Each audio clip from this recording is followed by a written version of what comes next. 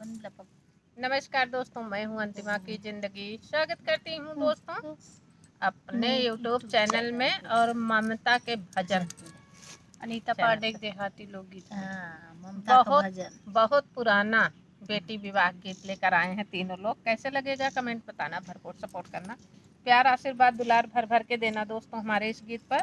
अनीता के चाची का गीत है भैया, भैया की तबियो देख ले जो कपियो कितना पुरान है, बहुत अच्छा समझ में ना आवत। कैसे ऐसे निर्गान हम सब गावत है। जय सिया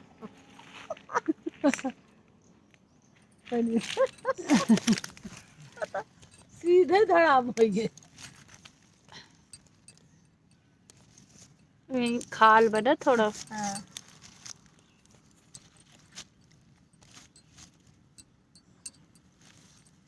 अब नहीं आए। और रथ के पीछे होकर कैसे बात, रथ के पीछे वो ऊपर वाला झुका जाए, रथ के हाँ पीछे कर। हाँ हाँ बस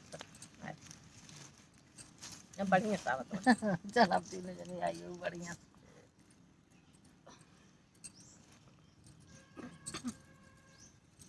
बेटी के बाबा जे पति पाए तारे, छाए हरिया राई बास जी। बेटी के बाबा जे पति पाए तारे, छाए हरिया राई बास जी। से ही चढ़ी बैठे हैं बेटी के बाबा, पूजाई साली कर राम जी।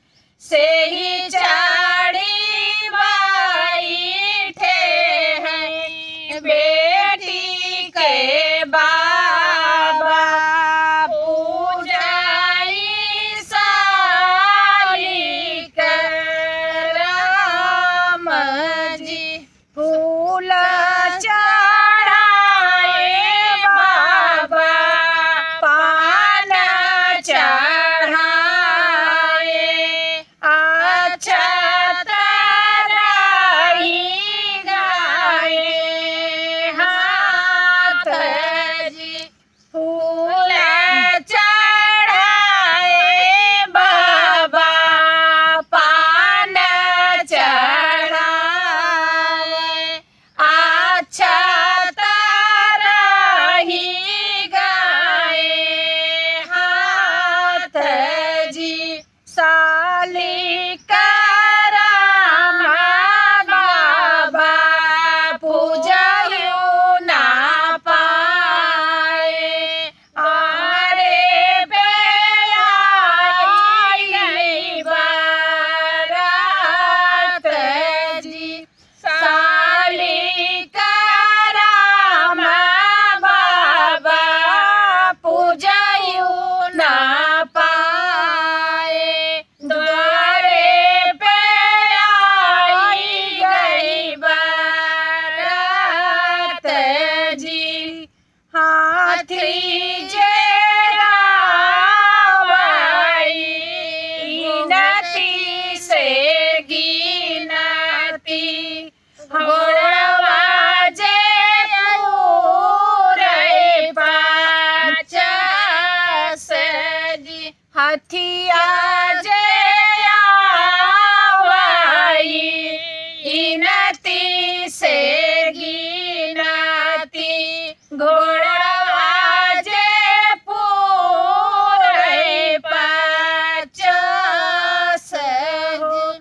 इतनी बारतिया देखे भड़के सवाने रामा, भभकी के दी है लेके वाणे जी। इतनी बारतिया देखे भड़के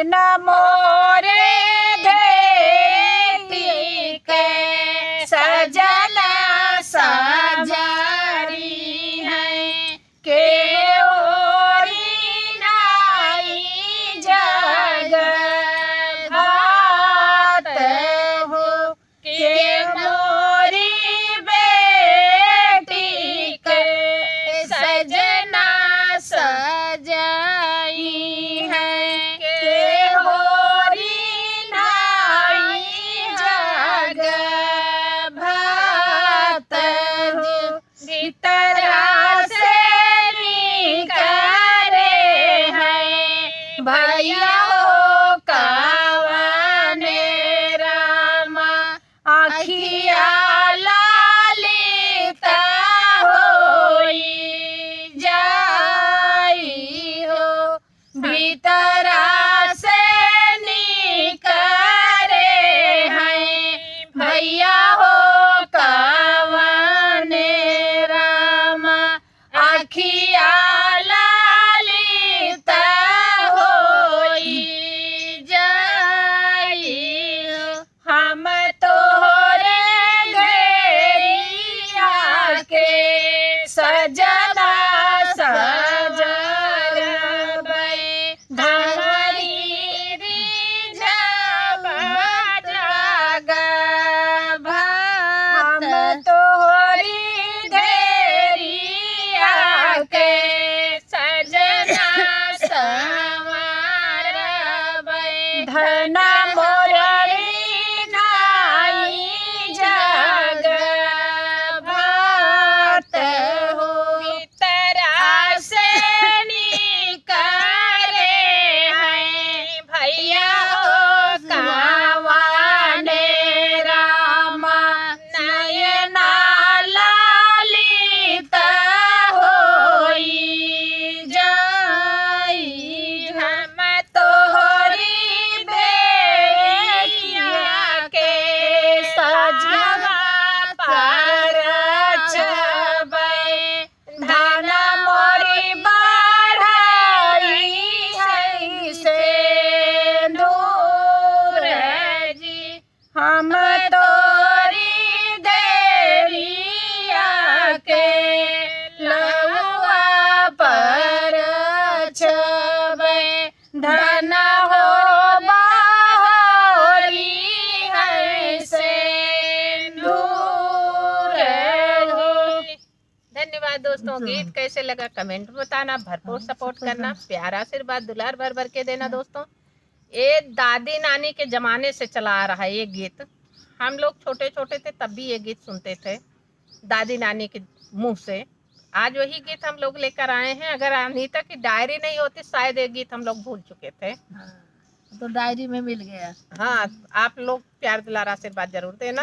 जने भैया साथ पात के नीचे डायरी रहे तब वो खोद के ले आवत जाए। हाँ, खोज खोज के पूर करे।